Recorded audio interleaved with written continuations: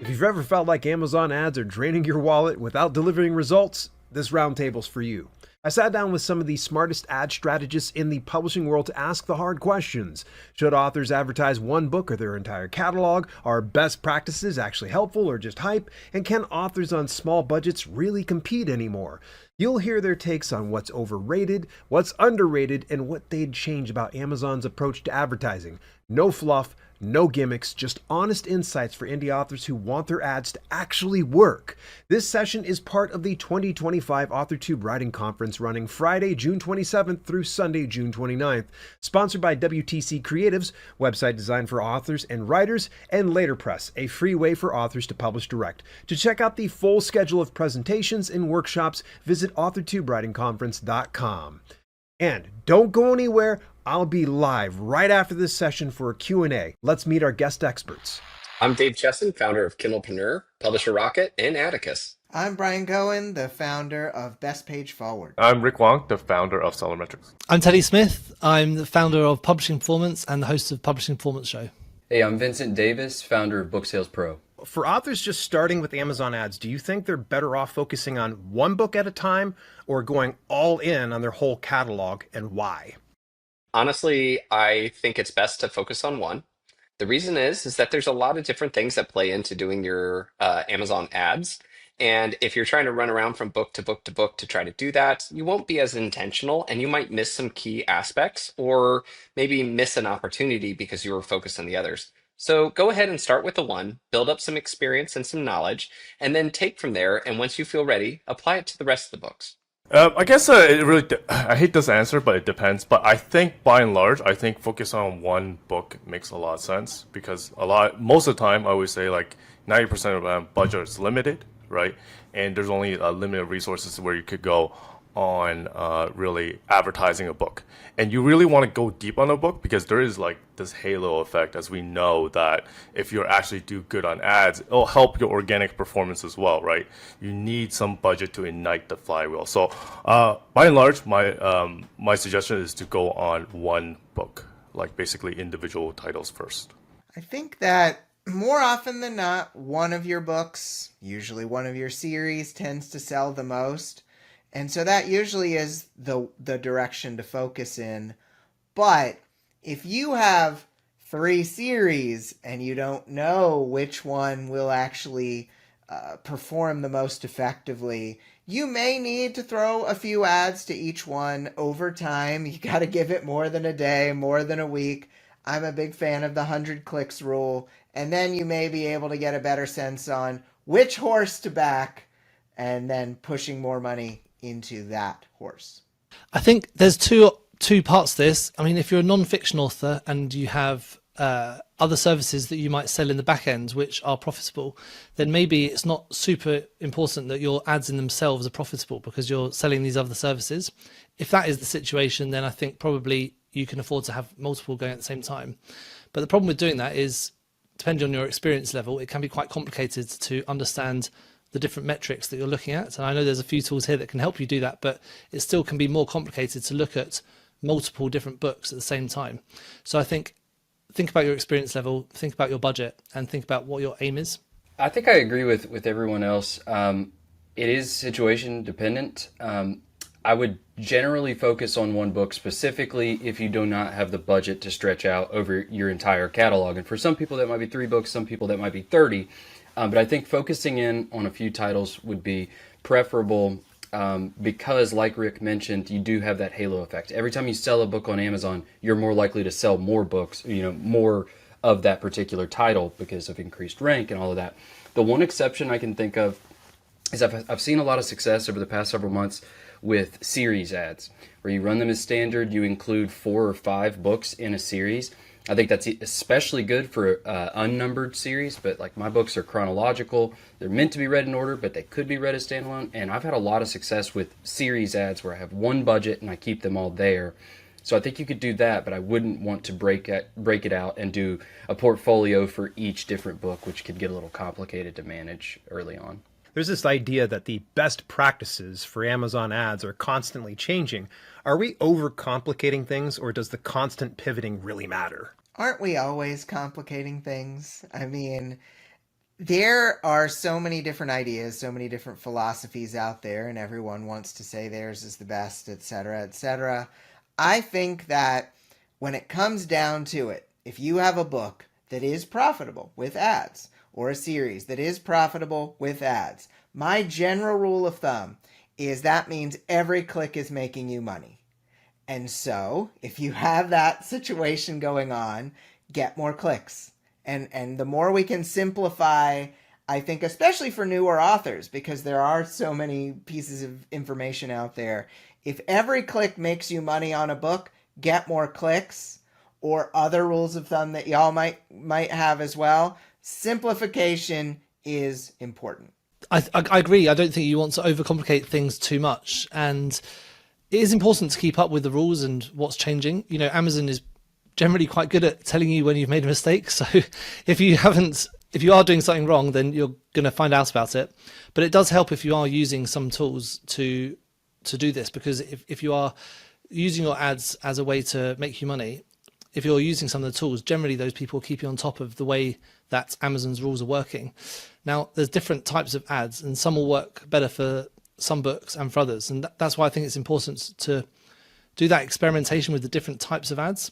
But in terms of keeping up with different changes, I think you'll probably get told if you're making a mistake.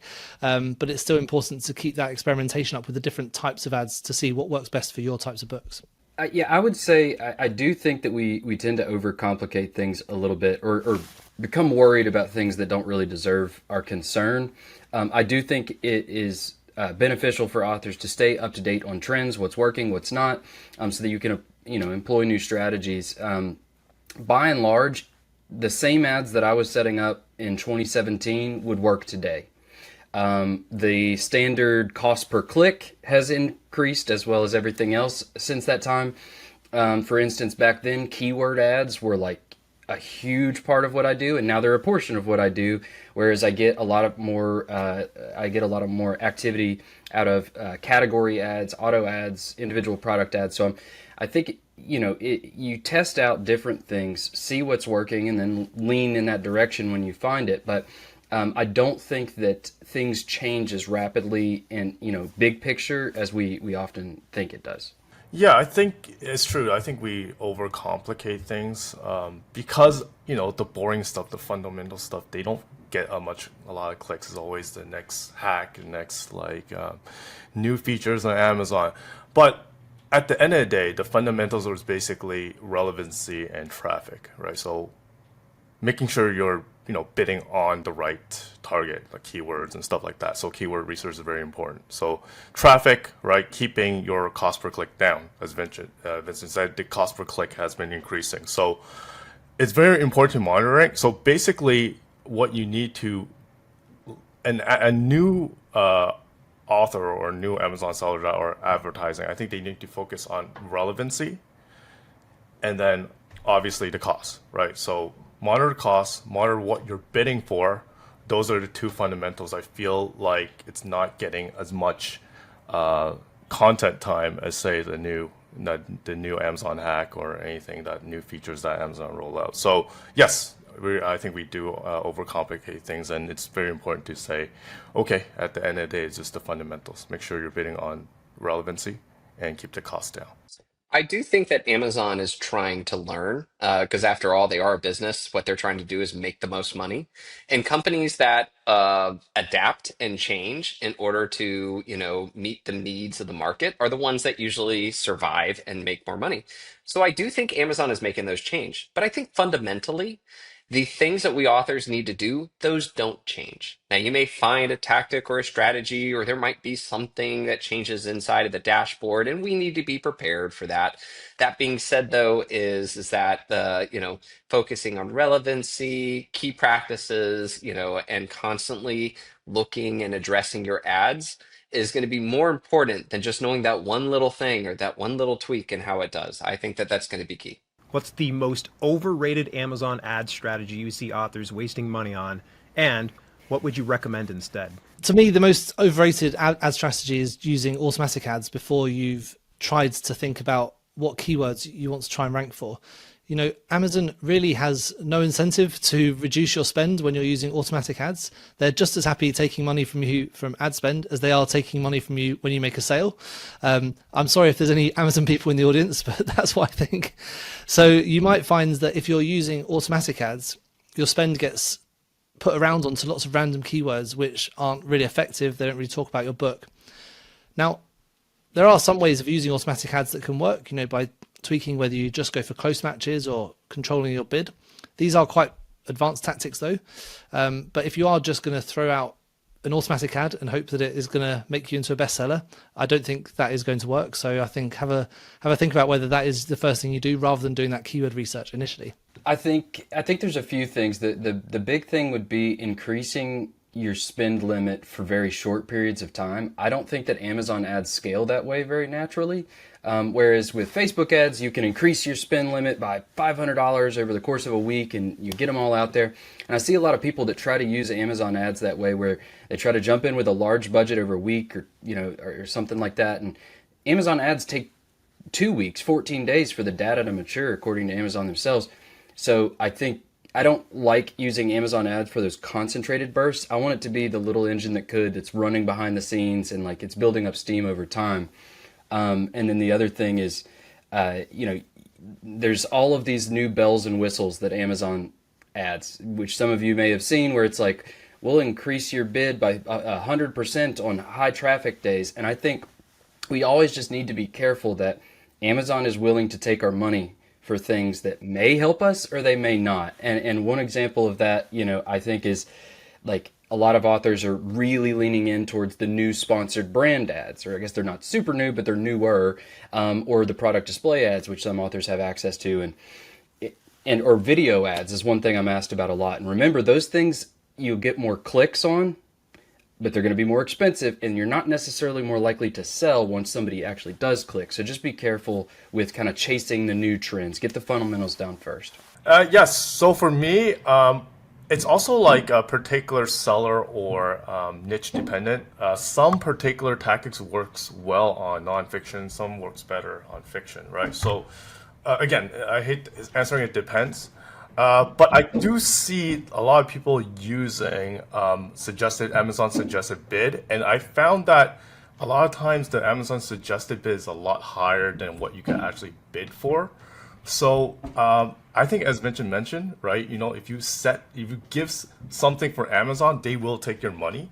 So my suggestion here is kind of just ignore the Amazon suggested bid a little bit. Just go for a bid that you're comfortable on a cost per click basis, and then work yourself up from there. Because if you set a bid high, Amazon will take the high bid, even though you could have won the bid 50% of the way there. So that's my suggestion in terms of like what's something that is not well known and more popular. Well, I'm just saying, I'm glad I don't have my wall washers back behind me. I don't know when they're going to come either. So I will say that just to agree with everybody on the higher bidding strategies, whether it's suggested bids, whether it's these ridiculous, hey, you want to bid twice as much on Mother's Day? It's like, no. All of these kind of things of bidding higher and then working our way back. It's so much easier to bid lower and work our way up, and maybe not even have to work our way up that high. I think that everyone's absolutely right on point with just let's get the lowest cost per click we possibly can and see if we can make that work, rather than just going with, hey, let's bid through the roof and see how much we can spend, because usually Amazon will not spend it that wisely. It's funny that the strategy has changed over the years. Back in the day when Amazon first came out with Amazon ads, it was kind of like Wild Wild West, where there wasn't a lot of competition, and really just Amazon was looking for any opportunity to put your book out there. And so at that time, Amazon actually recommended that you should try to go for hundreds of keywords, if not thousands, and create as many opportunities as you can. Now, because there wasn't a lot of books out there, this worked out well, because Amazon, you only paid when somebody clicked on your book. I did lots of great advertising back then. The problem though is that things have changed and Amazon has improved their system. They have started to make it where it's more about relevancy and not about opportunity. And so there's a lot of older content out there that might be pushing large amounts of keywords. But I would say today it's more about being very relevant, making sure that the keywords that you are targeting really fit the market so that the market is enjoying, let's put it this way. Us shoppers on Amazon don't want to search for a sci-fi military book and see, fantasy romance showing up in the ads, right? Amazon wants it to be a better experience too. And so I would say that from the old tactic to a newer tactic, that is the kind of the difference between, an overrated tactic and what is today. Amazon's algorithm seems to favor big spenders. Can a small budget author realistically compete, or is this pay to play at its core?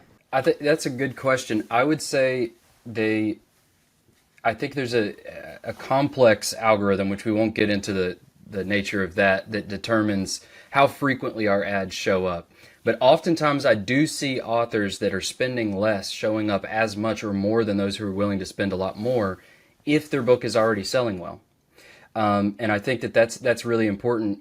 Amazon ads isn't something we can just throw money at, even though they're willing to spend it. If we, depending on the choices we make for cost per click and things like that. But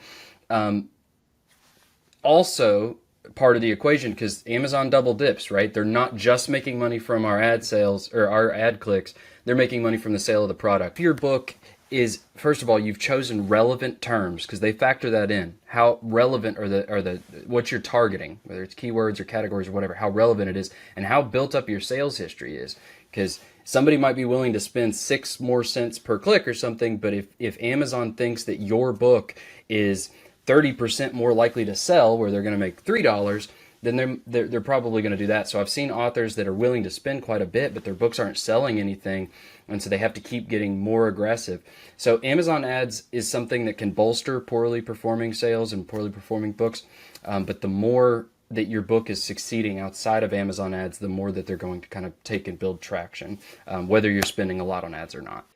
Yeah, it's true that they definitely give more focus on the big spenders. But my belief, though, is it's not so much that they have something in their system. And again, this is my belief that they have something in their algorithm that says, okay, this person spent this much money, so therefore we're going to give them more love.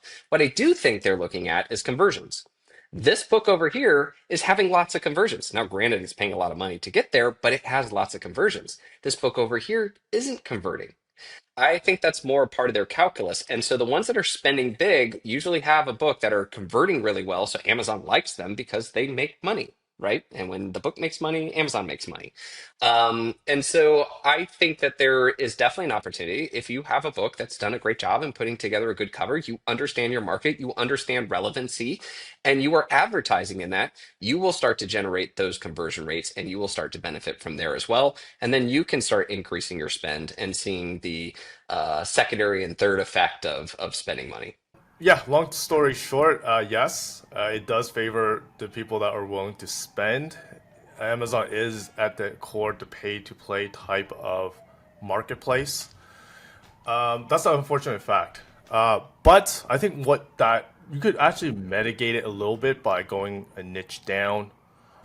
Because if you're trying to bid for place, because the ad placements are very limited on Amazon. Most of the sales, happens on top of the fold, and those placements are expensive. And if you actually want to get visibility on those placements, basically you have to outbid the incumbent, and that would cost money. So yeah, it is a pay to play, but in niches and also ad types where it's not as popular, you could get away with spending little, right? Not as much.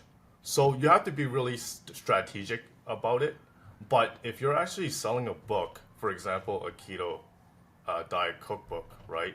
Then yeah, you have to expect to spend.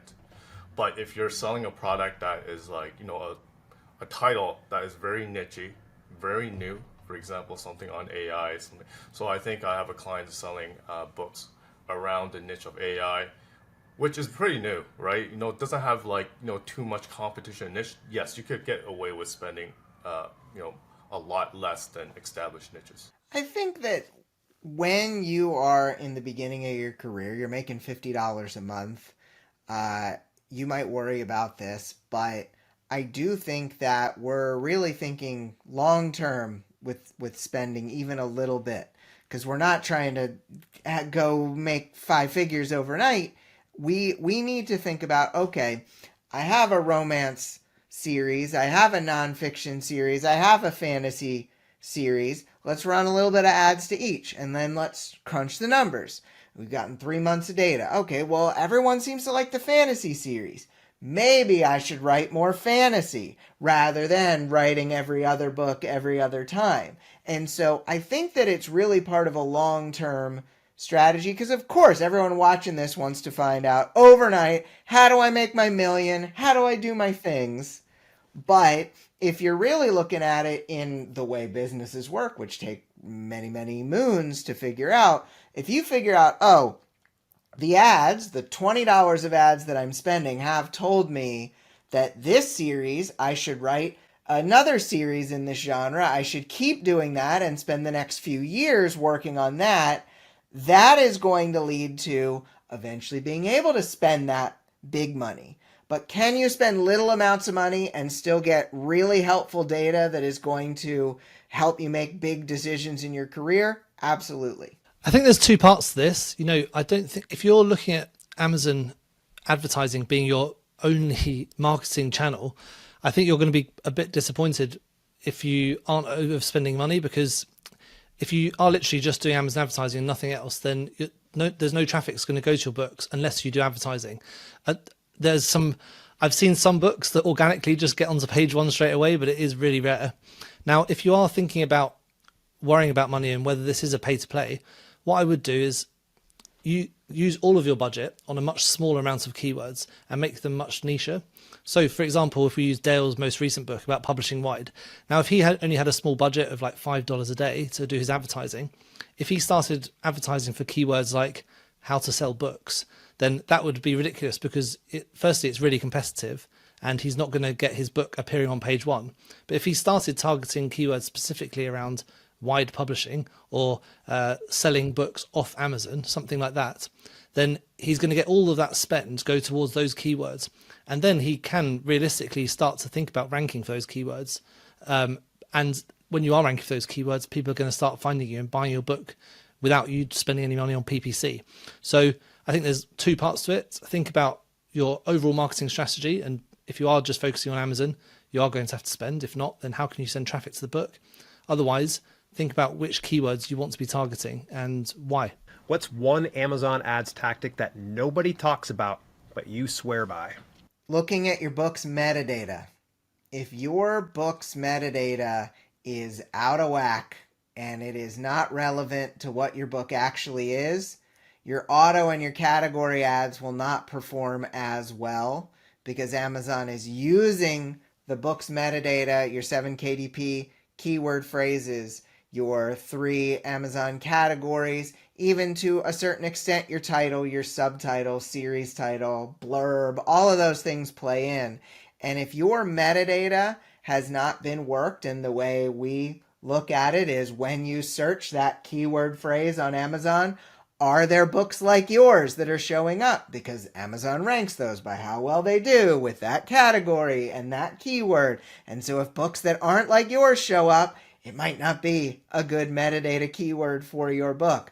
You tweak those first, then you may be able to get Amazon ads to spend more effectively, to work more effectively. We've seen even advertisers that are in the big leagues spending their $10,000 a month make a tweak of a keyword or two and see that return go up. And so it works for new folks and it works for folks who are really spending a lot per month. I think the answer to the question is, it's a little bit of a sidestep from Amazon ads, but it's about focusing on your Amazon product page. I think if I was going to teach an entire conference about Amazon ads, I think 75% of it would be on the product page, because oftentimes I'm asked to kind of like, audit someone's ads, and they think that they're not performing well because they're just looking at the sales and the spend, and they're like, I'm losing money on these ads. when I look, I'm just like, well, the purpose of an advertisement is to show up and to get traffic to your book page, or the billboard exists to get people in the drive-through line, right? But it doesn't make them buy. And so when we oftentimes, like, the number one issue I see with ads, it's like we're getting the impressions, we're getting the clicks. It's that nobody's buying once they're there. And what a lot of people do is kind of throw their hands up and say ads don't work, they're too expensive, and then they quit. When in reality, it's like we need to work on the product page. So, focusing on your title, your subtitle, your description, some of those things are easier to change than others. Your cover, the number of reviews and the overall rating, that you have, those 5 gold stars are important. And then your price. How competitive is it within your marketplace, within your particular genre? And so oftentimes I find that the best ad strategy is actually focusing on the book page itself, and then you're maximizing, even if you're not getting a ton of impressions or clicks, you're generating more sales from those, and then that can scale up over time. Yeah, that's so right. You can't out-advertise a bad book. And so working on those fundamentals is the most important thing you can do. And if you take one thing away from this whole thing, that's probably what I'd work on the most. But for me, we'll split this into fiction and non-fiction, but using AI to help you with your keyword research can be a big game changer. Now, for fiction books, you're looking at quite long tail keywords sometimes, like you're looking at the tropes and some of the very specific tropes you find, and you can actually see in the data using Publisher Rocket, Dave's tool, you can actually see the searches for these keywords. You can actually see farm girl romance with happy ending. You can actually see people searching for these things. Now, using AI and especially like ChatGPT or even publishing performance prompts to try and get those keywords can really help. Now, for non-fiction books, a strategy that I like to use is have a manual campaign really specifically looking at those 1 or 2 keywords that you really want to rank for, like I mentioned in my last answer, then using AI to pick up some of those other keywords that you might not have thought of at first, and using that AI to work for you, not in a creative way, but to find those keywords that you really should be trying to pick up as well.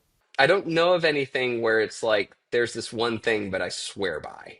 I'm just more of a proponent of, Amazon ads are not a set and forget situation. So you don't just build them once. It needs to be something that you continue to go to, that you apply. You need to think of Amazon ads as a skill and not just a trick, or a little tactic. And I think that honestly, if authors were able to really register that, they will grow into absolutely capable Amazon ads people. It's the ones that dip their toe into it and dabble, and they don't see immediate results and they quickly pull out of it. Those are the ones that you're going to fail. You will fail. If you're going to apply or step into it like that, then you'll fail. Okay. But if you're looking at it as a skill, something that you're going to devote yourself to, to learn and to struggle with, but learn how to do it better the next time, then you will succeed. And that's one thing that I will swear by. Okay, I'm gonna just answer the question as is. So I think everybody answered yes, product display page is important, metadata, of course, important. But I would say two tactics that works pretty well for me right now is category ads with additional refinements, right? As in, you could select a category and refine it by the number of stars and also the price. So you also definitely want to go after, things that are higher priced, right? Advertise against books that are higher priced than you, and also have a lower star ratings than you. So that works pretty well for me on niches that have significant competition. Second one, I hear different results from different advertisers, but sponsor brand video does pretty well for me and my clients. And I use the cost per click target option, which is pretty new, to suppress the cost per click. All right, so I put a pretty low cost per click target. Basically, Amazon will auto bids on that particular cost per click target, run video ads. And that's been one new ad type that's been working pretty well for me. What are your thoughts on video ads? Are they all hype, or are they as delivered or as advertised? So they're really good for certain scenarios. I think for non-fiction books especially, I think there can be a great tactic when you can show, the inside of the book. If you've got workbook pages or you've got charts and images that you can use, it can also be good to get into the mind of your target audience. You know, if you're doing a business book, can you show people using the learnings from the book in a boardroom setting or something like that?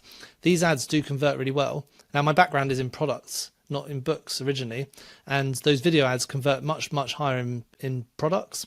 And really in books, you're right at the beginning of that journey, because it's not too many authors are using them right now. So if you can get in there first, the bids are probably a little bit higher at the moment, but they can convert really, really well.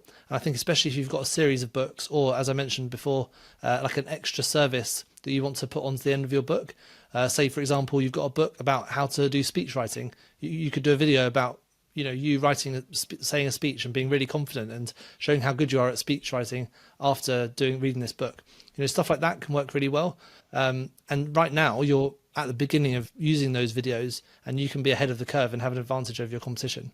I always worry, as a person who has taught a lot of newer authors over time and is working with more higher level authors, nowadays, a new author sees a shiny new toy and then goes and pays $1,000 for a cool book trailer and then runs ads to everything. And I'm just like, okay, well, video ads have worked well for some of our clients, for sure. Most of them are our clients who are already earning over $5,000 a month in royalties.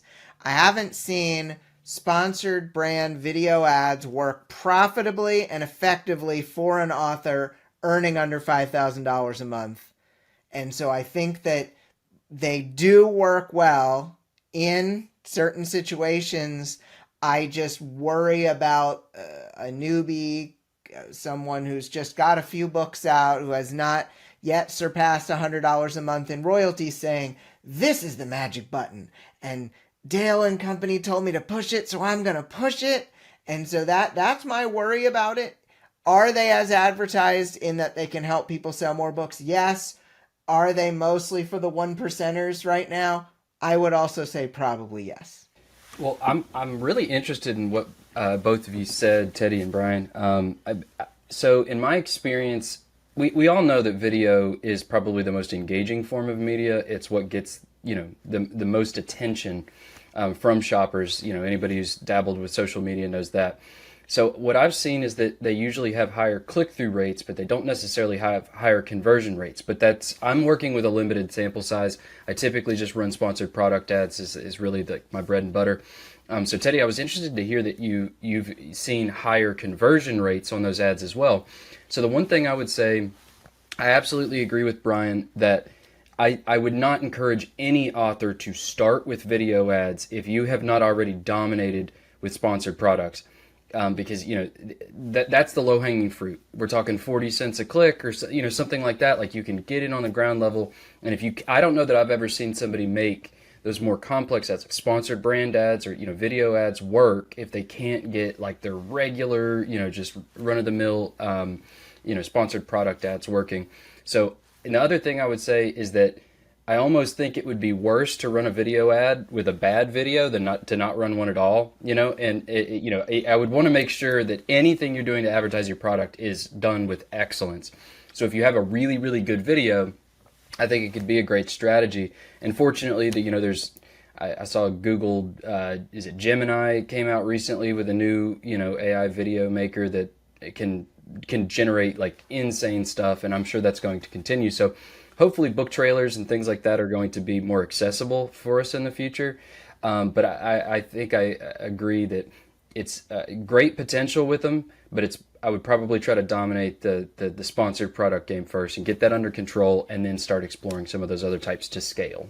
Yeah, just add on to what Vincent's saying. Yeah, I do agree. It's like sponsored brand video, you know, does well, but you definitely want to prioritize sponsored product first. You need to like nail that down, because the sponsored products, you know, there's just a lot more just placement available, right? If you actually do a search, there's multiple, like, you know, 3 or 4 ad spaces for sponsored products, and getting one of those places much easier than get that one video ad placement on the first page.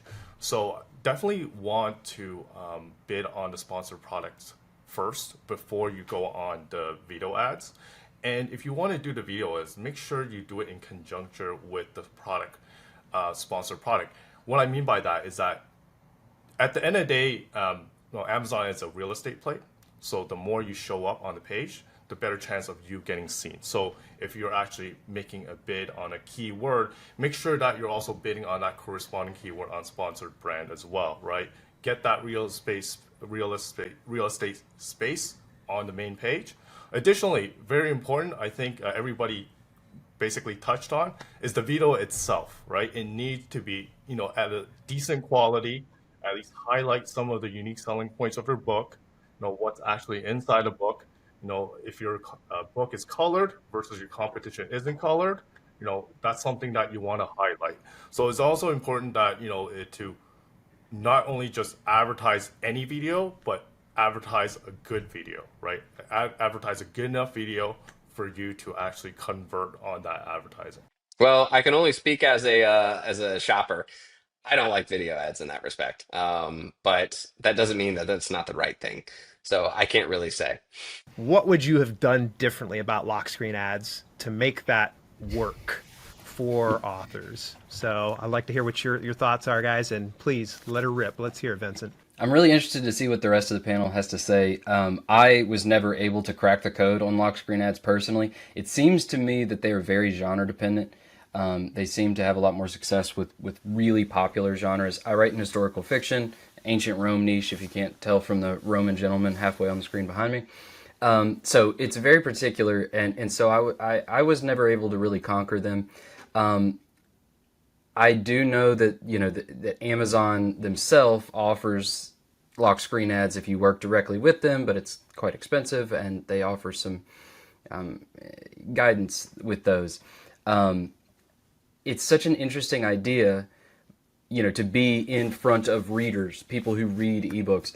But the problem is that I think that the shopping experience on Kindle devices is a pretty poor one. And when I open my Kindle, I have no interest in going to the store or browsing books. I've already purchased my book and I'm there to read. And so I think there's kind of a problem in the foundation there. I think probably like the Fire lock screen ads has the most potential because at least that one's a better shopping experience. But I'm not surprised that they took them away from self-serve, let's say.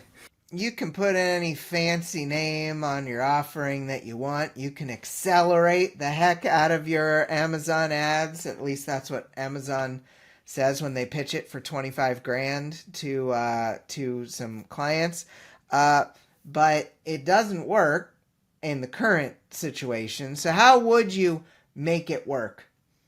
If I was going to go and make it work, I would probably start from the ground up, not necessarily just let the junior account people wild on some big numbers. I would probably say, let's see if we can make this work like with every individual click. How do we improve the shopping experience? Maybe we're not even selling books. Maybe we're getting email addresses for authors instead. Like, let's figure out some way that this can benefit authors, because I understand how it benefits Amazon. But I have not yet seen how this placement has benefited authors, and I don't know about the rest of you in this room. I've had several authors come to me and say, hey, I just did this, and it really didn't work. Can you help me? And until Amazon goes and figures out how can we make this a better experience from the people we're charging $25,000 to, and I love you, Amazon, but we can't keep doing this. Until they figure out that experience from an each individual click standpoint, we're probably all going to have some people come to us saying, I just dropped a boatload and it didn't work, which is not the experience you want to provide for people. Oh my God. Let's put it this way. I've always said that if Amazon paid me to be a consultant to come in, the first thing I would have looked at is the lock screen ads, and I've been like, all right, I got 5 things for you. With regards to the lock screen ads, the problem that I had with it was a couple things. Number one, I don't really know if it's an effective system. When I pick up my Kindle, I'm ready to read a book. You know, I'm not ready to just purchase something. The second thing is that a lot of the ads that they were showing me were not relevant whatsoever. And I hated that. Like it was almost like annoying to the point that I learned very quickly not to pay attention to them. Now, if I had had a couple of books that showed up and they were like good looking books, I'm like, oh yeah, I want to buy that. I might actually pay attention to them. So I think the market's really been trained to not care. And so until they improve their relevancy, on the ads that they show for it. And the only way that they can improve the relevancy is giving us advertisers a better ability to actually structure more so in the lock screen system. So honestly, I think the lock screen system is well, sadly in my mind, pretty broke, and so it's not an area where I focus a lot. Yeah, I agree with Vincent. When I open my book, I'm ready to read. It opens straight onto my reading page. So I think if I was Amazon and wanting to improve on how lock screen ads were going to work, I think I would try and focus on helping authors to get their books in front of more people. Within the library part of the experience. Getting it in front of like what to read next. Which authors are related to this, like help you discover new authors rather than just new books.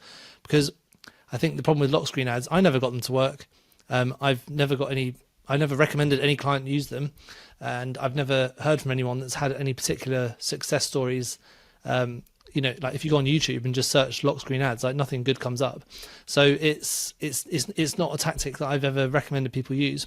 So I think if I was looking at reforming them or trying to help authors out, it's trying to get readers who like certain books to then try and see what other authors are in that same niche, so that you can discover more things rather than it just being on the lock screen, which is, you're opening a book, you want to read, you don't want to see ads. Yeah. So just FYI, I never got them to work. My theory on that is that my experience has never been in a line with the objective of the lock screen ads, because I think the lock screen ads is really a awareness play. Every campaign that I create for myself, my client, will require some sort of ROI. I kind of like it as those highway billboards. Like, you see something, are you ready to buy right away from that billboard while you're driving? No, right? You're ready to read with the lock screen ad. So I think it's more of an awareness play. So if it's a large book launch by, some say Penguin Publishing or something that has like an X amount of budget to spend on awareness, it would make sense, I guess, right? To just, show that lock screen to 1 million readers, and they'll have it in the top of their mind. They'll purchase it the next time around. I would think that would work well if that is the goal. But by and large, for I guess 99% of the authors or the booksellers, I don't think it could work for them. Especially now that you can't really have control of the lock screen ads anymore. Huge thanks to our expert guests for dropping gold. I hope you took notes. You'll find links to their services and websites in the description. And we're not done yet. I'm going live in just a moment for the Q&A. Stick around and let's break this down even further. This roundtable was part of the 2025 AuthorTube Writing Conference happening now through June 29th, sponsored by WTC Creatives and Later Press. Head to authortubewritingconference.com for more sessions tailored to help you grow your author career. Alrighty, that was a session, and I am geeked up and thrilled to be here. I've been chatting with you guys all the time here inside the live chat, if you will. If you're watching this on the replay, thank you so much for tuning in. And if you got questions, please load them up. I have strict orders that I need to finish on time this year. Previous years, I've done question and answers, and I've gone well past the hour. But there's 2 great presentations right after mine. You're actually going to see a link down in the description below. In fact, let me go on over here. We have the next section is going to be Let Me Tell You a Story, Mastering Point of View with Carly Stevens, and also Elements of a Successful Spinoff with Eloise Barr Writes. I had the link to Carly Stevens, but for some reason I lost it. But the good news is you can go visit authortubewritingconference.com and you can go ahead and get yourself all set up with the entire schedule. There's even happy hour tonight. Sorry, I'm going to miss it, guys. I just got done moving, literally an hour before this started here. All right, you guys have questions. I've got answers. So let's go ahead and let's start it out here. And big shout out to Rachel and Shelly for helping out. And I see DL Tillery and SD Houston hang out as well. So some great moderators here.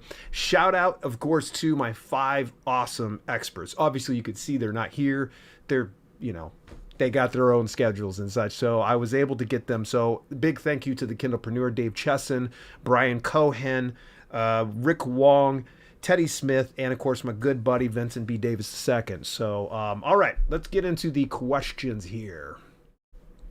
first question we got here from Rachel D. Adams. What should we do if Amazon suppresses our genre, i.e. erotic fiction? I did a bunch of Amazon ads and it looks like they're basically shown to no one.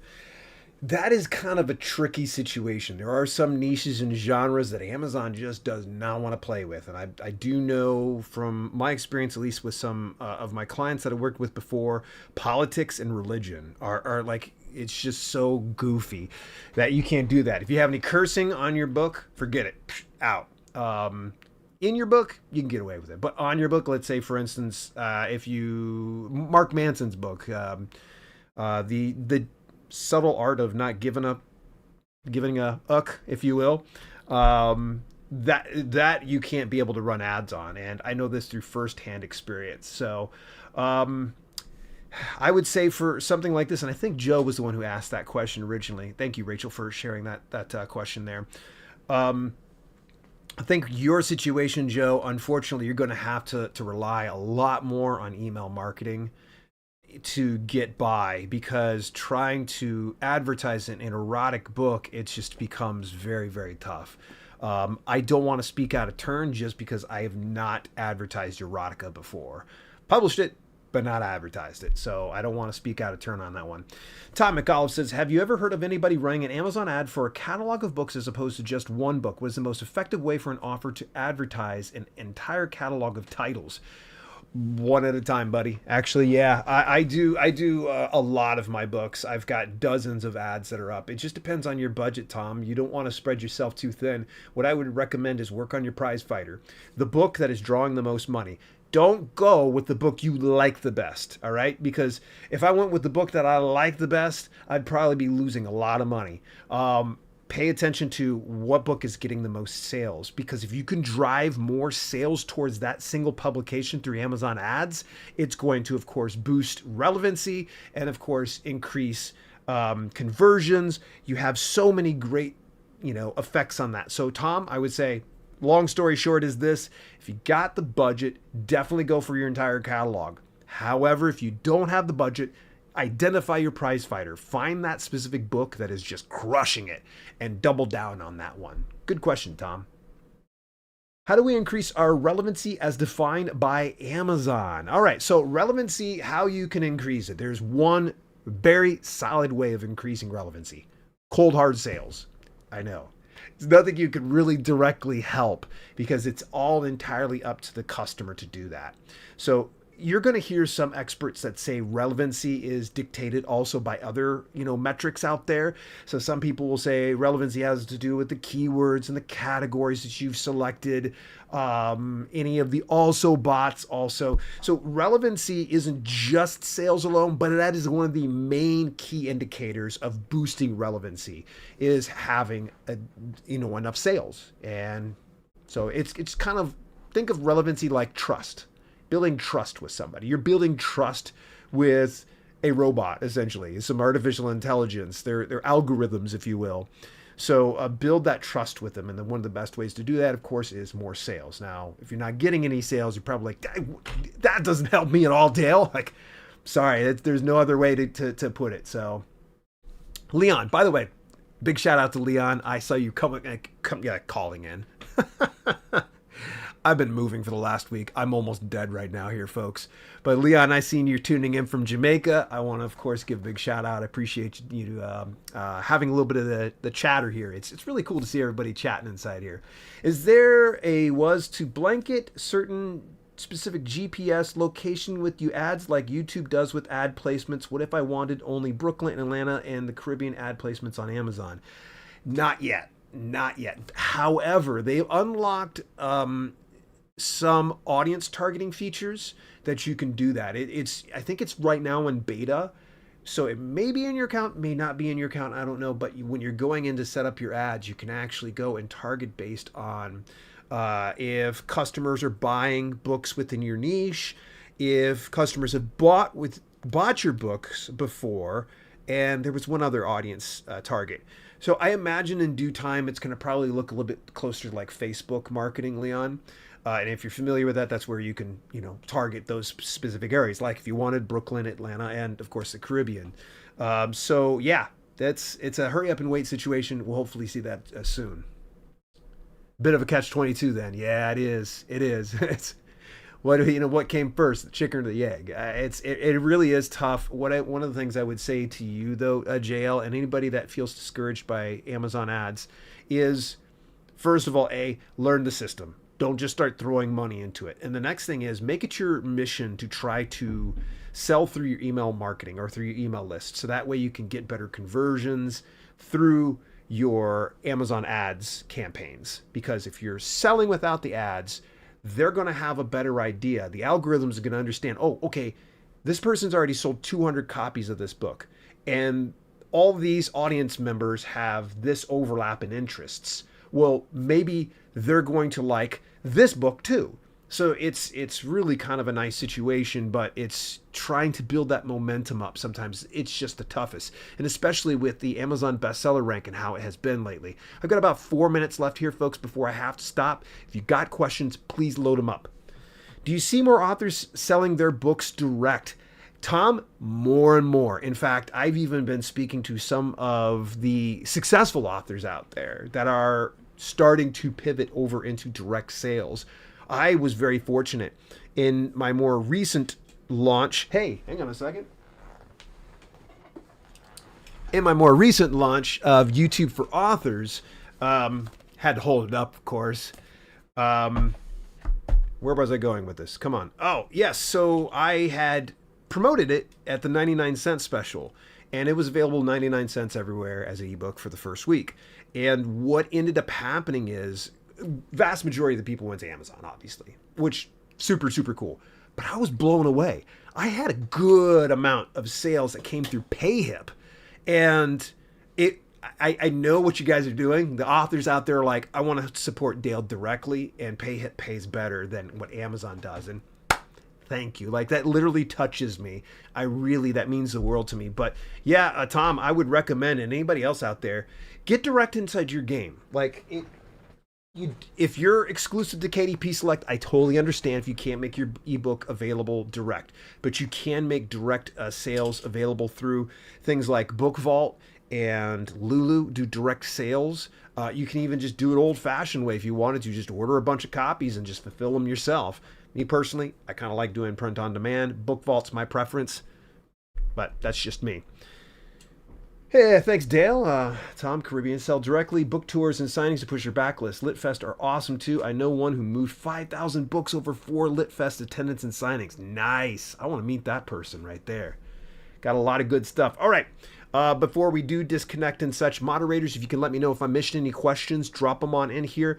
Just a big shout out here, real quick here, the 2025 AWC feedback form. There are giveaways available, and the only way to get yourself entered for a chance to win any of the giveaway prizes, there's tons, by the way.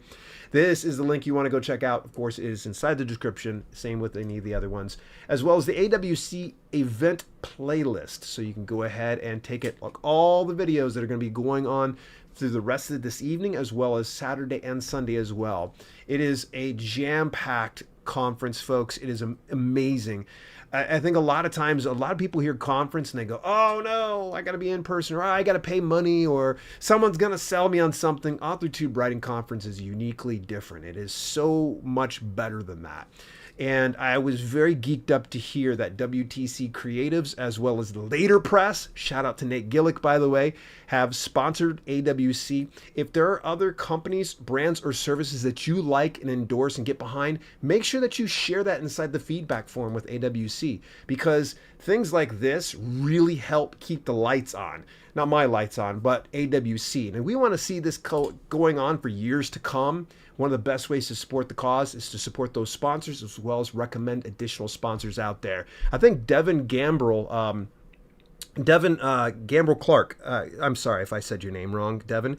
Devin actually had recommended Later Press, and I was like, I never even thought of Later Press. So we're really glad that that is there, and that is a good site for doing direct sales, by the way. All right, folks, we are getting down to the end of it. Please don't forget to like and subscribe, of course. If you got questions, get them in now, because I've got 1 minute left. Tom McAuliffe, AutoCrit. Man, you need to become their spokesperson. They'll probably pay you some good money. Thank you, Leon. I appreciate it very much. I see that there's 42 of you hanging out. There are about 50 of you that had started out with me. Thank you so much. I really do appreciate it, folks. It's been a little bit lighter as far as the videos go over the last week or so because I've been moving. As you can kind of see, there's a new setup. It's not 100% done yet. I still need to do some wall treatment over here as well as some treatment back here because I'm planning on doing my audiobooks back here. If you have questions and you're watching this on the replay, go ahead and drop it inside the comments. In the meantime, you got about 5 minutes to go grab yourself a stack. Hit the head, get yourself all relieved, ready to go, because there's 2 sessions that are following mine. There's the links inside the description down below, or you can go to authortubewritingconference.com. Big shout out to Shannon SD Houston. I appreciate you, as well as Kaufman. Had a great chat with you last night, Kaufman. You're the best. And of course, last but not least, I got to give my moderators a big shout out. That's over to Shelly Wrights, as well as, hang on a second, Rachel D. Adams. That's it. So Rachel D. Adams, thank you so much to the 2 of you. Folks, you do me a favor, spam the chat right now. Tell the moderators thank you for helping out. I really do appreciate it. Ghostwriter, take care. SD Houston, Publishing with Andy. Great to see you, buddy. All right, folks, take care of yourselves. I'm out. Hey, thanks so much for tuning in. Special shout out to my channel members for both the podcast channel and the main channel. Without your support, some projects we do at Self-Publishing with Dale would be much harder to fund. If you want to contribute to the cause, visit dalelinks.com/memberships for details and get your on-screen shout out at the end of each broadcast. Till later, this has been Self-Publishing with Dale, and I'll see you soon.